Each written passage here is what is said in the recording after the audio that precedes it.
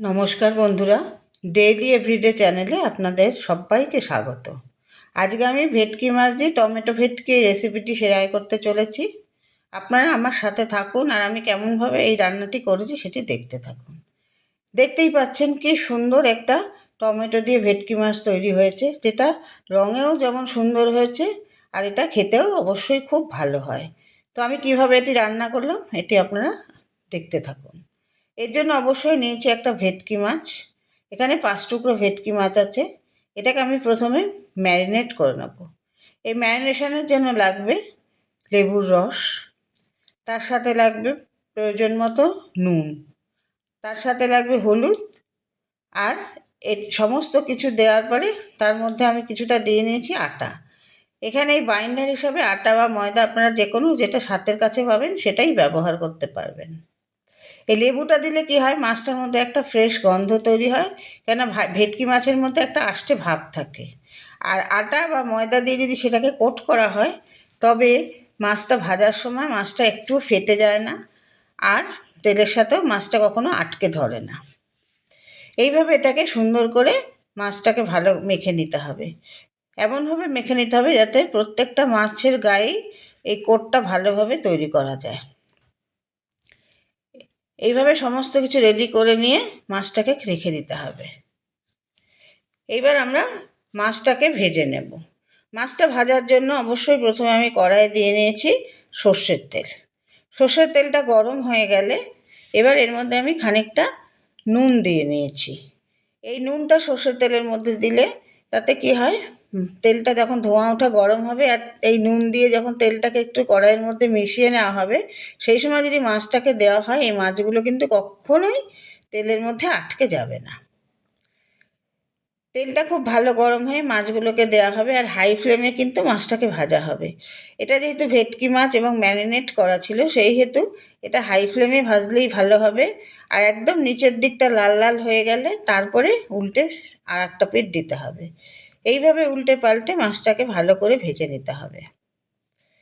এবার মাছটা পুরো ভাজা হয়ে গেলে তারপরে তুলে নিতে হবে। এইবার বাকি যে মাছগুলো আছে সেই মাছগুলোকেও একই উপায়ে কিন্তু ভেজে নিতে হবে।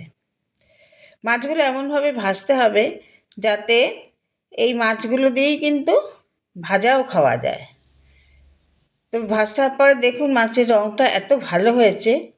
এই মাছটা দিয়ে যদি শুধু একটু কাঁচা লঙ্কা আর এই মাছের তেল দিয়ে একটু ভাজা খাওয়া হয় না, সেটাও কিন্তু দুর্দান্ত স্বাদ হবে। আর বাঙালিরা তো মাছে ভাতে বাঙালি, তো মাছ ভাজা তো সবারই একটা প্রিয় মাছ। আর ভেটকি মাছ কিন্তু ভাজা খেতে এমনিই ভালো লাগে, এটা দেখেই তো বোঝা যাচ্ছে কত লোভনীয় আর আকর্ষণীয় হয়েছে। তো এইভাবে মাছ ভাজা পর্বটা আমাদের শেষ হলো। এবার যেহেতু এটা টমেটো ভেটকি সেই জন্য আমি এখানে নিয়েছি 5টা টমেটো, সব ছোটো ছোটো টমেটো, এটাকে আপনারা বেবি টমেটোও বলতে পারেন। তা টমেটোগুলোকে অর্ধেক কেটে তার মধ্যে থেকে আমি বীজগুলো ছাড়িয়ে নিয়েছি। এবার মাছ ভাজার তেলেই টমেটোগুলো ছেড়ে দিতে হবে। ছেড়ে দিয়ে একদম হাই ফ্লেমে টমেটোগুলোকে একটু ভেজে নিতে হবে। টমেটোটা ভাজতে ভাজতে আমি একটা মশলা তৈরি করব, যেটার মধ্যে ছিল আদা, পেঁয়াজ, রসুন। এই সমস্ত কিছু দিয়ে আমি একটা পেস্ট বানিয়ে নিয়েছি। আর তার সাথে নিয়েছি আরও কিছুটা টমেটো। যেহেতু টমেটো ভেটকি তাই এর মধ্যে টমেটোর ব্যবহারটা অনেকটাই বেশি। তো এই মশলাগুলো যখন আমি ভাজবো হাই ফ্লেমেই ভাজবো।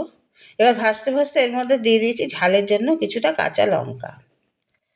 এবার টমেটোগুলোকে যেগুলো আমি অর্ধেক করে দিয়েছি সেইগুলো কিন্তু আমি এমনভাবে নাড়াচাড়া করব মশলার সাথে যাতে টমেটোগুলো ঘেটে না যায়।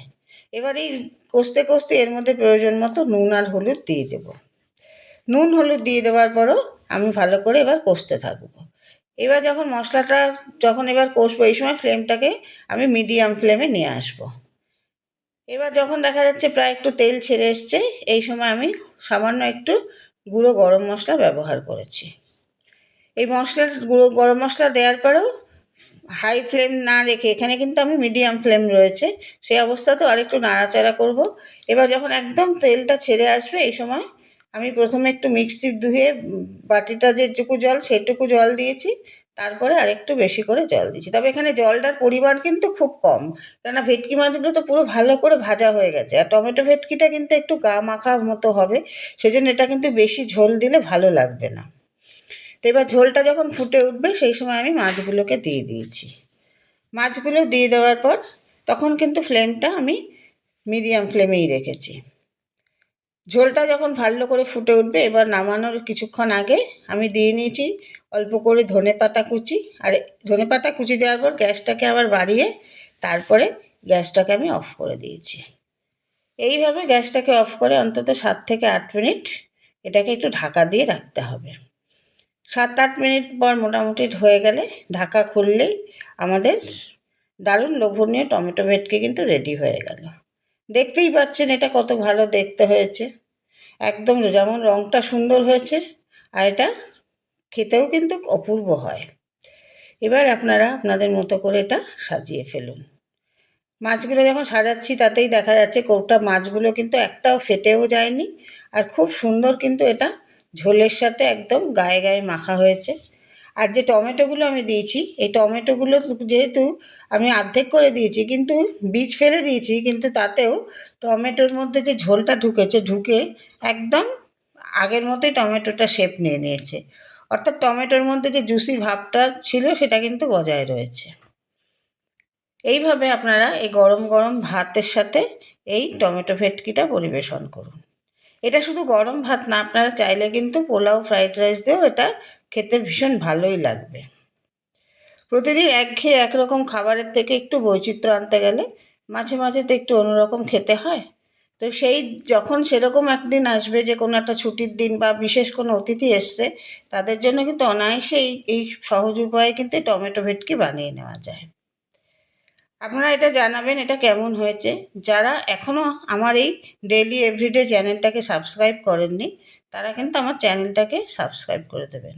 আর যারা অলরেডি আমার চ্যানেলটা সাবস্ক্রাইব করেছেন, আমার সাথে আছেন, তারা আমার ভিডিওগুলো দেখে জানাবেন কেমন হয়েছে কমেন্ট সেকশানের মাধ্যমে, আর একটা করে লাইক দেবেন, যাতে আমি নিত্য নতুন আপনাদের উৎসাহে নতুন করে রেসিপি আপনাদের শেয়ার করতে পারি, আর সেটা আপনাদের কাছে পৌঁছে যায়।